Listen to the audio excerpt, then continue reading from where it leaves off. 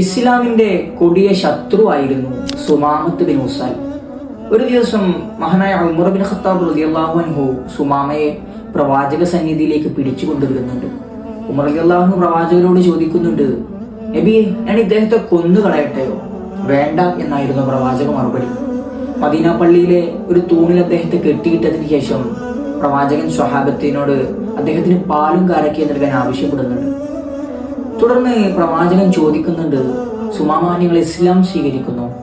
ഇല്ല എന്നായിരുന്നു സുമാമയുടെ മറുപടി.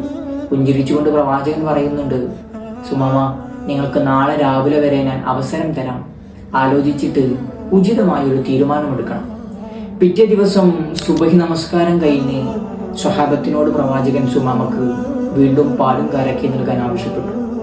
തുടർന്ന് പ്രവാചകൻ വീണ്ടും ചോദ്യം ആവർത്തിച്ചു, സുമാമ, നിങ്ങൾ ഇസ്ലാം സ്വീകരിക്കുന്നു? ഇല്ല എന്ന് തന്നെയായിരുന്നു അപ്പോഴും സുമാമയുടെ മറുപടി. താൻ കൊല്ലപ്പെടുമെന്ന് ഉറച്ചു വിശ്വസിച്ച സുമാമ കേൾക്കുന്നത്, സ്വഹാബ, സുമാമയെ സ്വതന്ത്രനാക്കൂ എന്ന പ്രവാചകന്റെ കാരുണ്യത്തിന്റെ വചനങ്ങളായിരുന്നു. ചെങ്ങലക്കെട്ട് അയച്ചതും സുമാമ ഇറങ്ങി ഓടുകയാണ്. ഓടി കുറച്ചു ദൂരം എത്തിയപ്പോൾ കരഞ്ഞു കലങ്ങിയ കണ്ണുകളുമായി തിരികെ പ്രവാചക സന്നിധിയിലേക്ക് തന്നെ മടങ്ങിയെത്തി. നബിയെ, എനിക്ക് ഇസ്ലാം സ്വീകരിക്കണം. അങ്ങയെയും അങ്ങയുടെ മതത്തെയും എനിക്ക് അത്രമേൽ ഉറപ്പായിരുന്നു. പക്ഷേ എന്നെ കൊല്ലാനുള്ള അവസരമുണ്ടായിട്ടും അങ്ങ് എന്നെ വെറുതെ വിട്ടില്ലേ? ലോകത്ത് അങ്ങയേക്കാൾ കാരുണ്യവാനായ ഒരു മനുഷ്യനെ ഞാൻ ഇന്നേ വരെ എൻ്റെ ജീവിതത്തിൽ കണ്ടിട്ടില്ല.